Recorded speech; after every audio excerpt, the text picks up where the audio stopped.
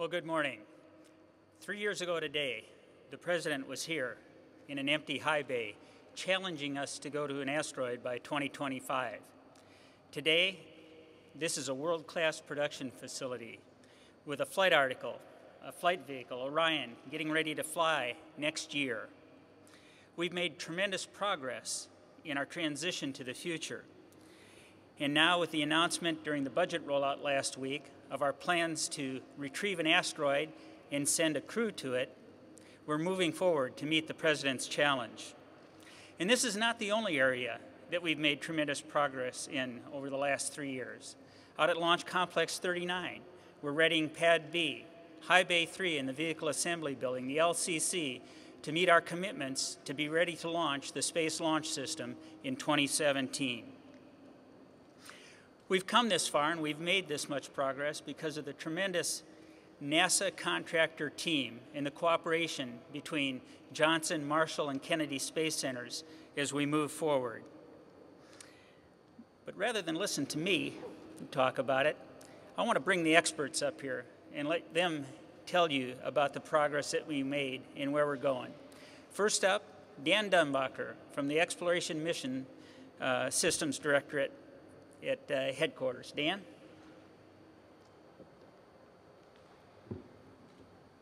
Thank you, Bob, and good afternoon, everyone. And again, welcome to the hardware. NASA is very excited with our budget rollout from last week that you have seen to retrieve an asteroid and send a crew to it to explore that asteroid and return samples. We have lots of work ahead of us on that challenging and complex mission. We have to learn how to do solar electric propulsion. We have to figure out how to detect asteroids of the size that we want to retrieve and explore.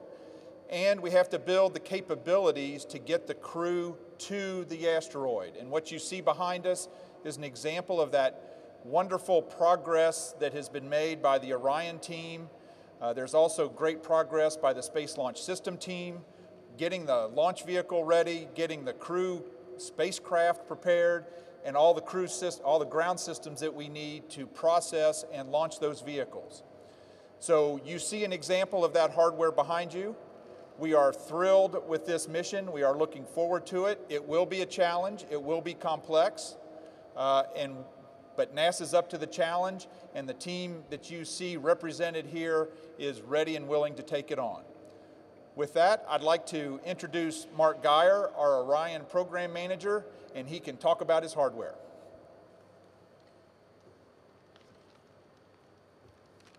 Hey, thank you for coming today. Welcome to the Orion factory. I'll talk a little bit about the vehicle behind me in a minute. First of all, I wanted to say that this architecture, this Orion SLS ground ops architecture, is extremely capable, very flexible, and so I think this is another great example of that, this asteroid mission. We worked together with the folks who are starting to plan this mission to understand exactly what the capabilities are needed, and so Orion and SLS fit very well into this plan. We'll work through the rest of the summer to identify the details as we go through the specifics, but we already know that these systems can meet the challenge of this new mission. As you know, many of the core systems that you need for any mission, regardless of where you go, we're going to test on EFT-1, which flies in a mere 17 months in September of 2014. We'll test the heat shield, the guidance navigation, the parachutes, avionics. We're going to go 3,000 miles into space. We're going to go about 84% of the lunar entry velocity to test the heat shield. And again, that's happening just in a few months. So behind us is the flight article for EFT-1. It's in a stand that we're going to use to test. We're going to do a static loads test, so we'll pressurize it, and we have actuators that'll push on the structure to simulate liftoff, to simulate parachute deploy, to simulate the other big loading tests to make sure the structure behaves as we expect. And then we'll finish the outfitting, put the boxes in, cables, weld the tubes and everything else, and then send it out to the pad. So the team here is doing a great job, and the factory, of course, is right here at KSC, and you're in it at the moment. So we are now building, testing. In 14 months, we'll be flying, and we're also now planning new and exciting missions. So it's a great day to be part of ESD and part of Orion. So now I'm going to introduce Keith Hefner, who's the Space Launch System Program Planning and Control Manager.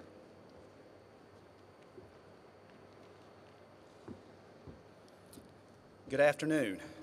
The Space Launch System capability is essential to America's future in human space flight and exploration of deep space. Only with a heavy lift launch vehicle can humans explore our solar system, investigate asteroids, and one day set foot on Mars. With respect to the Exploration Flight Test 1, it will be able to help us on the SLS program reduce our risks with respect to providing early information on our vehicle stability, guidance, navigation, and control, environmental loads, and many other factors that will help us in our design as we move forward. The Orion stage adapter is currently being designed and built at Marshall. It will be used for multiple flights, not only for Exploration Flight Test 1, but also for Exploration Mission 1 and 2, as a part of our pursuit of providing affordable solutions for human spaceflight. With respect to progress that we're making on SLS, the SLS team has met all of its milestones and its objectives. We're moving forward toward our vehicle preliminary design review this summer. With respect to the other elements on SLS, we have large tools needed that have been bought and put in place at the machine assembly facility down in New Orleans, including what is one of the largest welding tools that has ever been built. The J2X engine team has tested a selected laser melted or 3D designed part. That will ultimately prepare us for putting a first such part on our first flight in 2017. Also, the J2X is in the test stand at Stennis now. Once that testing is completed, then we will be moving forward with the RS-25 testing of that engine in that same test stand. Our 5-segment booster team is currently looking toward a qualification test of a qualification motor later this year. With all of this said, and in summary, the Space Launch System program is on course to deliver a national capability for beyond Earth orbit exploration beginning in 2017, and later to take our astronauts into outer space and ultimately to Mars.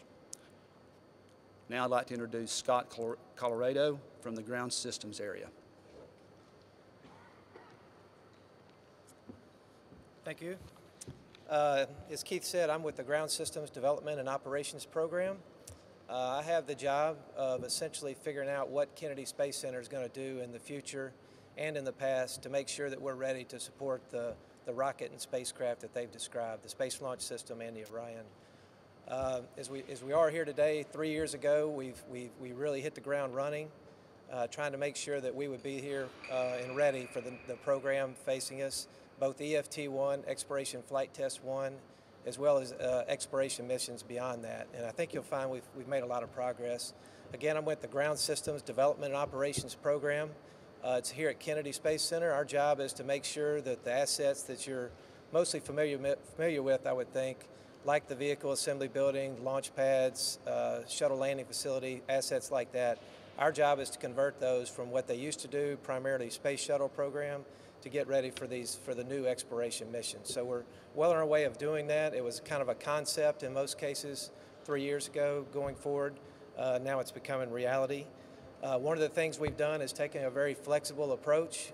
We know that missions change, launch vehicles evolve, spacecraft evolve, and we want to make sure that we're ready as those items change, we can change with them. So what you'll see here at Kennedy Space Center is a very flexible, evolvable approach. So as the missions are defined and as the commercial or government users materialize, we're ready to accept them. Just to walk you through a few things that we've touched on, some of the major assets. For example, Launch Pad 39B, if you haven't been out there recently, we've done a major overhaul there. We've pretty much cleaned the pad up. We call it a clean pad concept, where it is able to accept various users potentially in addition to SLS, which is our primary mission. The lightning protection towers have been created to create a universal lightning protection system as opposed to one that was dedicated for shuttle like you would see at Pad 39A today. So we've made some major progress there. We've also revamped the cryogenic systems, the fuels, commodities, things like that. The ramp that goes up to the pad has gone through an overhaul itself. So all sorts of systems have been changed to get ready for the next generation of spacecraft. We've also done a lot of work on the VAB, primarily the high bays that you may be familiar with the Space Shuttle program. We're now converting those from a shuttle configuration. The platforms and ground support equipment, the things that you would see there under shuttle have now been removed, and we're currently in the design of putting in new flexible platforms and ground support equipment that would be able to evolve not only to support SLS, but other programs as well. We've also in the midst of building a mobile launcher, similar to Space Shuttle program, where the mobile launcher is the big steel structure that's used to actually interface with the rocket in the VAB. It's picked up and taken to the pad. That system has been designed and for the most part built. We're in the midst of designing the changes to convert that to a SLS capable mobile launcher. And we also have the crawler transporter. I think a lot of people are familiar with, where the crawler is being upgraded from a 12 million pound capacity to about an 18 million pound capacity, which will be able to pick up the mobile launcher and take that to the pad with the Space Launch System vehicle on board. A few others, we also are doing the Orion hazardous processing in a facility here in the industrial area called the MPPF, the Multi-Purpose Processing Facility. That construction will happen this year. And the Launch Control Center. The Launch Control Center, we've overhauled Firing Room 1, an old Space Shuttle firing room, and now it's being converted for SLS. So we're making sure that's ready, along with the command and control system that's being outfitted to have that ready for SLS as well, and Orion. And finally, the last system is here at Kennedy in the ground systems development operations. We have the role to recover the crew module, both for EFT1 and beyond that, and we're working on that as well to be ready to recover when they splash down. So I think that's all I have, and the only thing I would mention is, again, it was 3 years ago that we were put on this mission, and since then we've come up with the architecture to support it. We've come up with these assets, redefined our architecture to support the program that we're working on now, and we're well on our way to making that happen. And I think we'll take your questions now at this time. Hi, Peter King with CBS Radio News, and I've actually got a couple questions for both Mr. Geyer and Mr. Hefner. And questions for each of you would be, you know, have the biggest challenges so far in getting this done been financial or technical? And if you can get specific but in layman's terms, thank you. I have to choose, huh? So I think, let me say this, there are clearly technical challenges in integrating these systems to get this capability in the vehicle and the requirements that we have on the schedule we've been given, both in reliability, mass, and schedule have been a real challenge. Part of that is, I think, again, reinvigorating the supplier base across the country. We use tens of suppliers. In one case on the heat shield, we used I think 14 different titanium suppliers across the country. So it's a struggle to get that done and get it done on time. It also, though, is a benefit is that there's suppliers across the country learning how to build these parts for spacecraft, which I think is important for the country and its competitive edge. So I think that's been a real challenge. The budget is a challenge really because it's a flat budget, to be straightforward. We don't get the normal DD. If you know, the development curve usually goes up and then you ramp off. I understand what the budget is today and the challenges that we have as a country. So we have a flat budget. That means that we have to develop some systems and then ramp off and develop the other ones. So it causes some strategies we have to work through and gapping some of those teams, if you know what I mean. They move on to other parts of the company or onto other things.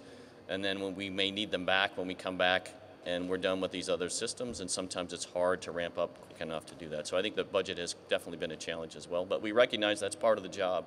It's not just going to an asteroid, it's also doing it affordably and meeting the constraints that we've been given. So I hope that answered your question for Orion. Go ahead. I would say on the SLS side, we've tried to use many of the same hardware elements that were carried over from the shuttle program, that being the boosters and the RS-25 engines. We do have one new element, that being the core stages. So I would say, challenge-wise, I would say it's the integration of those various elements within SLS, as well as the integration of SLS with the other program elements outside of us, with Orion, MPCV, and of course with the ground systems area. Then the other big area, as Mark mentioned, is our budget. We are looking at and having to deal with a flat budget for the budget horizon period. So being able to pull off all the technical elements that have to be done within the schedule constraints that we have within that fixed budget is definitely a challenge for us. Just one brief follow-up, and this is either for Mr. Cabana or Mr. Colloredo. When do you expect all the KSC infrastructure to be in place so you'll be able to launch all of this from KSC as opposed to Cape Canaveral Air Station? Thank you. The Exploration Mission 1 launch date is in December of 2017, so that's our target. And so we'll be ready earlier that year to support for EM1. Okay. Todd Halverson of Florida Today. First for Bob Cabana and then a follow. Bob, I was wondering if you could tell us what your thoughts are about the selection of an asteroid as the initial target for the Orion spacecraft as opposed to, say, returning to the moon like some in Congress would choose to do. Todd, we're excited about the mission. I think it's really neat that the first time we fly it with crew, we've actually got someplace to go with it and something to accomplish with it. This is not going to be easy. It's extremely challenging, and all the technology that is going to be required to accomplish this mission, it's all stuff that we need for further exploration beyond our home planet. The solar electric propulsion, the autonomous rendezvous, proximity ops, docking, robotic operations, getting the crew there. So I think as we move on, we're excited about it, absolutely. And you know, we want to explore. We want to get beyond planet Earth, and we're extremely proud of what we've accomplished so far, and we look forward to the challenge of the future. Thanks. And for guest Mark Geyer, I'm wondering if you can give us an idea of what your major milestones are going to be with Orion between now and the flight in September 2014, when you're going to put power on the vehicle for the first time, and could you also update us on the planning for the follow-on pad abort mission? Thanks. Great.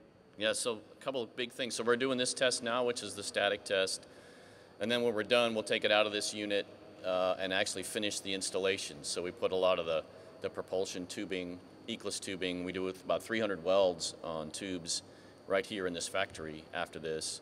Then we install the back shell and the tiles. The tiles will actually be bonded here in this hall as well.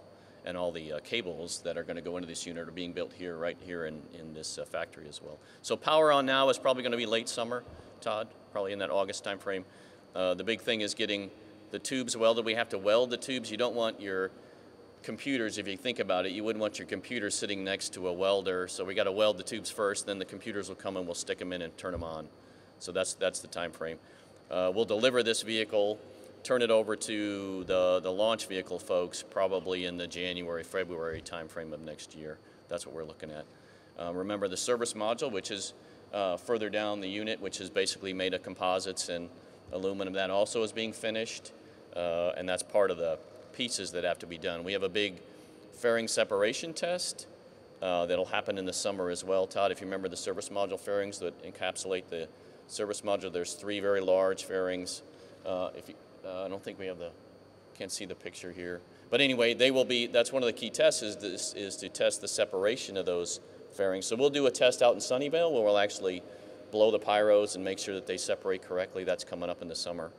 And then we actually do what we call a hot fire test of the propulsion system that will be mounted on the crew module, where we actually have key thrusters, tanks, and tubing to simulate how the thrusters will operate relative to one another to make sure that they are integrated well. That'll actually be out in Sacramento, also I think May, June time frame. So those are the key things. Todd, anything else? Sorry? Follow-on flight? So the follow-on flight is 2017, just like Scott said. So our plan is the EM1 is the next flight. So we'll be, we're actually going through the design cycle now for EM1, which is the flight that'll fly in 17. And then design cycle, we roll in changes like some of the mass savings ideas to get the mass down from the flight test article. That's actually happening now in the spring, actually. Just a quick follow then. Have you removed from the schedule then the flight on the Peacekeeper? No, so that's in 18. So EM1 is in 17, and then AA2 is in 18. So that is an abort test. So we'll take this crew module that we flew on EFT1, we'll refurb it, we'll put a new launch abort system on it, new fairings, new 500,000 pound abort motor on it, attitude control motor, jettison motor. We'll put it on top of a Peacekeeper stage and launch it out of LC-46, I believe, right here at KSC. So it's a much different test. You're basically trying to get to max dynamic pressure and transonic speed when you're going to very high speeds and high dynamic pressure. And you want to make sure that the launch abort system can actually fly the vehicle, that it doesn't tumble. So that's the condition we're trying to put it in. And it's a great test for here because then we can land in the water and recover the element afterwards. So that's an 18. Okay? Mark, you can go ahead and stay because my question's actually for you. It's Jason Ryan for Americaspace.com. I'm going to kind of follow up on what Todd said was with the milestones we're looking at, we're seeing Orion being developed here, but the public still has this perception that for some reason we're out of the spaceflight business. When do you think this particular version of Orion, which is going to fly EFT-1, what milestone will be the one that lets the public know that, guess what, we're back in the game? Thank you. Well, the most obvious would be the flight itself, right? And so we'll be on a large rocket. We'll be flying right out here, out of the Cape on the Delta IV Heavy, and then we'll be landing off the coast of California and recover, just like a nominal. The recovery would be like a nominal. So I think that's the key thing. Obviously, EFT-1 does a huge amount of work for us in testing these key systems, making sure the parachutes work, guidance works, separation works, heat shield works. All those things are important technical things, but I think you're pulling on a very important point. It also shows it's demonstrable evidence that we're actually flying exploration and getting ready to fly people. So. Steve Barrett, WFTV, and this is a good springboard. I have no preference who answers this. Obviously, Space Coast's always worried about jobs in the wake of the shuttle program winding down. Do you have a rough timeline of when jobs will start to peak and people, again, will see not only are we back in the space flight business, but we're back in the jobs on the Space Coast business? Are there any numbers you can throw out there that, you know, we'll see this number then and this number here? This production facility supports 300 jobs that came here in a partnership with the state of Florida that paid for the refurbishment of this facility. And I mean, this is a phenomenal facility. Apollo astronauts went to the moon from here, and one day astronauts are going to go to Mars from here. I mean, that's pretty darn amazing. The jobs will ramp up, but it's never going to be what it was. You know, as I've said before, we're flying different vehicles. We have a different mission. And you know, as we progress, when we get closer to launch and we're processing the actual vehicle here, we'll see a few more jobs. But it's not just the jobs supporting SLS, MPCV, you know, Orion, our exploration program. It's the jobs that we bring here supporting commercial crews, supporting commercial spaceflight. That's what's also critical to the area. As I've said in the past, I think eventually we'll get to where we have around 10,000 people working here at the Cape. And that hopefully within, you know, the next 2 to 3 years we'll see that. But there's no guarantees. We'll see how it all plays out, but we're doing all the right things to make that happen. Thank you. Yeah, I think one of the key things, and Bob pushed on it, is so it's a simpler vehicle to operate and process, but one of the key things we did was bring the factory here. This is the first time that the assembly of the flight article is actually here in Florida. Usually it's been in other states, so that's a huge change for Orion. And you see it here today, all the welders, the people doing the installations, the people making the cables, all that is right here. So. You know, I was going to say it at the end, I'll say it now because the questions it brought up. I mean, we are excited about the mission that we have, but we're really excited to show you the progress that we've made. We've made tremendous progress, and we want you to see it. And, you know, that's a real flight vehicle behind us that's going to fly next year. That's pretty darn amazing considering this was an empty high bay 3 years ago. Amy Green, WMFE News. I have 2 questions actually. The first is, how has sequestration affected the Orion program? And also, can you explain, as I understand it, the Orion capsule will launch next year on the Atlas V rocket, and it'll launch in 2017, I think, on the SLS. Can you explain the difference between the Atlas and the SLS, and what added capabilities the SLS will have in addition to, or that will make it better than the Atlas?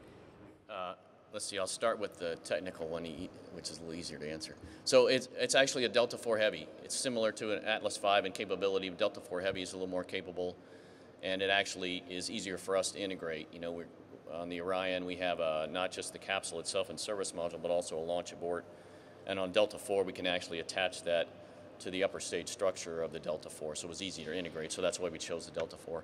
Delta IV can really just gets us enough to do a good test. It gets us, like I said, about 3,600 nautical miles. That's its real capability to throw the Orion, this particular Orion configuration. So it gets us, like I said, to about 84% of the lunar velocity. So that's a great test for the heat shield while SLS is getting finished. But you need SLS to do these big missions. You need SLS to go do this asteroid mission because you need more velocity, you need more energy to push you further into the solar system. So that, to me, that's the big difference. And then as far as sequestration, you know, we're still working through that.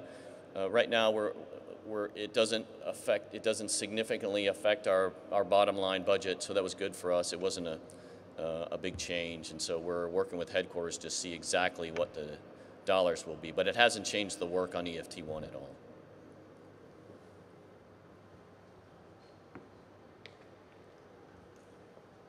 Any other questions? Well, again, I want to thank you all for coming today.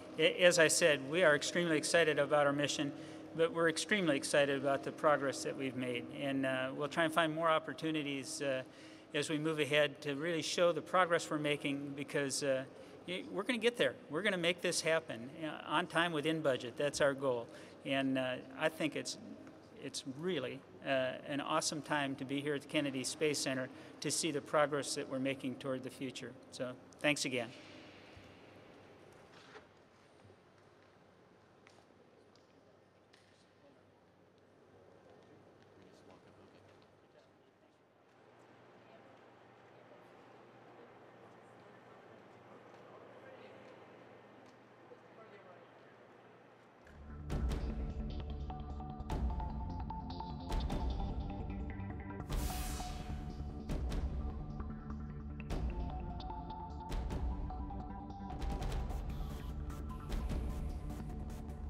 This is probably the most exciting point in the program from the standpoint of activating the factory. The stage of the program that we're dealing with is called confidence hardware, and that's when we take flight form hardware, run it through all the tooling, use that for subsequent testing and fit-ups. All of the tooling that is going in is upsized to scale for the SLS program. Some of the vertical tooling is in a building that is probably 15 stories tall. The largest section of the rocket is the fuel tank, the hydrogen tank. You have to stack that with the other sections of the rocket, inner tank, the engine section, the forward skirt, put all that together, and you've got a very large rocket. We're looking at completing the first flight vehicle at MAF in May of 2016, and we're on track for that. SLM is selective laser melting. It's a method of turning powdered metal, finely grained powdered metal, into solid parts. The design is done straight from 3D CAD models, which is standard in the industry. You can use any kind of commercial software, and the machine takes that and cuts that into a bunch of slices and builds them slice by slice. What we have to do in order to trust the material is we have to do a lot of testing on the ground. Back in 2011, we built a duct using this process for the J2X, and we hot fired it. And what we saw was basically no deterioration of the material. We built the one part for 35 cents on the dollar. More complex parts, we think the cost savings approaches of order of magnitude. If this technology proves out like we think it will, the schedule savings and the cost savings is almost beyond imagination. The work that we're doing here is to support the Orion test flight, which is EFT-1. The hardware that we're manufacturing here in this shop is the adapter for the Delta IV launch engine to the Orion test article. To complete the welded structure, you have 3 vertical or longitudinal welds that join the barrel panels into a cone. It moves from the vertical weld tool to the robotic weld tool for the circumferential welds.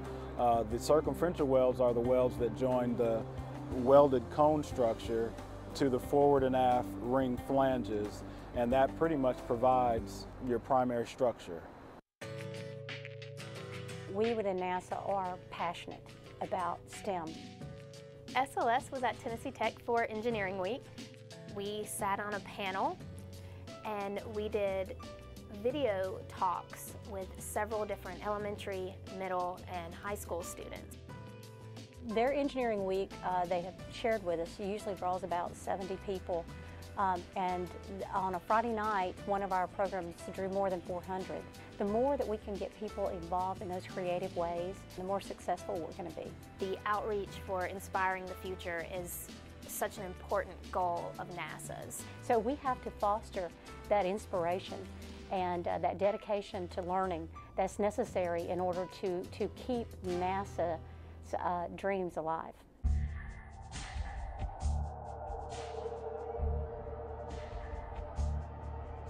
There's a lot of work going on the VAB getting ready for SLS and Orion coming in 17. In the VAB, we built a full-scale mock-up. The main thing we're looking for is the handling and access. What we're looking at is we're looking at getting some of the ogive panels from the GTA, which is the ground test article. They work great to do the practicing just like we used to see them in the last. We are working pretty heavy on the EFT1 part, and we're talking we're only 18 months away. The whole program, it's NASA successful. It's not just ground systems or Orion or SLS. So even though they're going off of Delta IV, having this flight successful does help SLS and GSDO. It's going to give us a lot of experience. We did a one-year design on the entire crawlerway from the VAB to Pad A and from the VAB to Pad B. Over the years, the top-level rock has been refurbed multiple times. The actual foundation, the lime rock, which is what we're doing now, hasn't been refurbished since it was installed. We are reinstalling lime rock and bringing it back to print, and then we'll install some fresh river rock on top and then hopefully be good for another 50 years.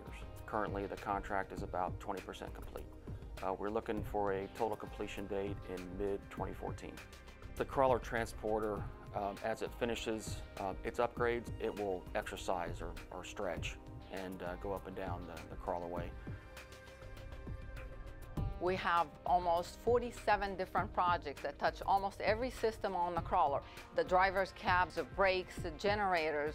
We're increasing the generator capacity so we're able to provide more power to the mobile launcher, to the vehicle, to the spacecraft. Within the next 2 weeks, we're going to be able to take the belts off the crawler, remove the old assemblies, and start assembling the new components in place, followed by the gel cylinders, the hydraulic cylinders. What the gel cylinders do when you're carrying a load, they automatically keep the crawler completely stabilized so the vehicle does not see any movement, especially when you're going up the ramp. After we complete the modifications, we'll be able to carry over 18 million pounds. 18 months from launch is not very far away, really, in the grand scheme of things. You think about trying to get all the systems on board. The guys are going great guns at putting all the secondary structure in, which absolutely has to be done right before they start putting the systems in. But you think about still all the wiring that needs to be done and all the plumbing that needs to be done and welded. Back in November, we had an issue. We took the pressure vessel to proof. We had a crack generated in the primary structure. So it was sort of all hands on deck, if you will, to go figure out what happened and why and how to fix it. And so we went in and just basically the guys created some fittings to offload the cracked part of the structure, and then the technicians at the ONC went in and cut the cracks out, and they're in the process of putting that all together now. So it'll be retested in April. For the next few weeks, we'll take a little bit of a back seat to getting the crew module through its big structural test. Then the structures guys will put focused attention onto the service module, getting it finished and built up, and then it goes through a structural test as well. CPAS stands for the Capsule Parachute Assembly System. We are doing the development of the parachute system for Orion. The military have developed a technique called low velocity airdrops, and they set up the conditions for which then to start the sequence of the Orion parachute system. And so we work very hard to reduce the risk as much as we can, to understand as much as we can in order for when we do fly this crew, it's going to be a safe vehicle. So over the next 6 months, very happy that we will be delivering our parachutes to the Cape, to the ONC building to be installed in the EFT-1 vehicle. The NBL, we're kind of working on everything post-splashdown. We're working with the folks out of KSC and out of Patrick Air Force Base, and with Navy divers out of San Diego, putting together training material on how to actually go recover EFT-1 out in the ocean. We're using Navy amphibious assault ships, and what they do is they can ballast down and lower the back end of the ship into the water, and we can hook the capsule up and just tow it into that well deck and set it down in a cradle. There's about 17 folks when we get a dive crew available.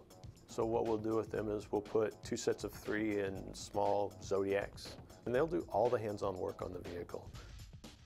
The cradle that we plan on using for recovery, it'll be finished within the next 30 days. We're delivering it out to Langley. And then in August, put that equipment in a well-decked ship and actually practice a recovery. I think there was always a hope that I would be working on a vehicle that would carry humans farther outside of low Earth orbit, getting back into the roots of what NASA was built on, which is exploration. What could be more exciting than building the next great outreach for the U.S. government and for mankind, actually? You have to let people know that we're still here. Oh yes, shuttle did retire, but we are still making progress and we are still moving forward. NASA's nowhere near slowing down. We're preparing for the future. It's a great time for us to have such a tangible artifact of the work and the hours we put in. So yeah, we're really looking forward to EFT-1. It's going to be good.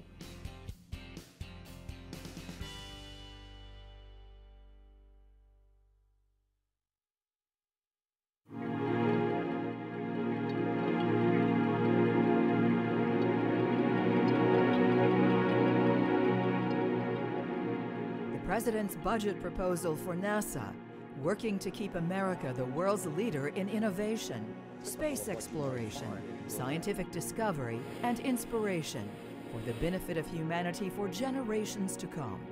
We don't just look to the future, we're making it happen. 1. Helping more U.S. companies bring cargo. And liftoff. Liftoff of the SpaceX Falcon 9 rocket, launching Dragon to the International Space Station and returning cargo resupply missions to U.S. soil. And by 2017, launch astronauts from American soil to the International Space Station, while creating new jobs here at home. I'm excited about the opportunities that we're able to provide with NASA's Centennial Challenges program. We advance technologies not only for NASA, but for the nation as a whole. Propel the Space Launch System and Orion toward the President's bold path to lead humans to an asteroid in 2025 and eventually onto Mars in the 2030s. We're building and testing our first capsule right now, and we'll get to see it launch into space next year for our first flight test. We're upgrading and modifying the crawlers for the next generation spacecraft, and we'll be launching soon. Now transitioning to SLS, it's really been rejuvenating to work on America's next launch system.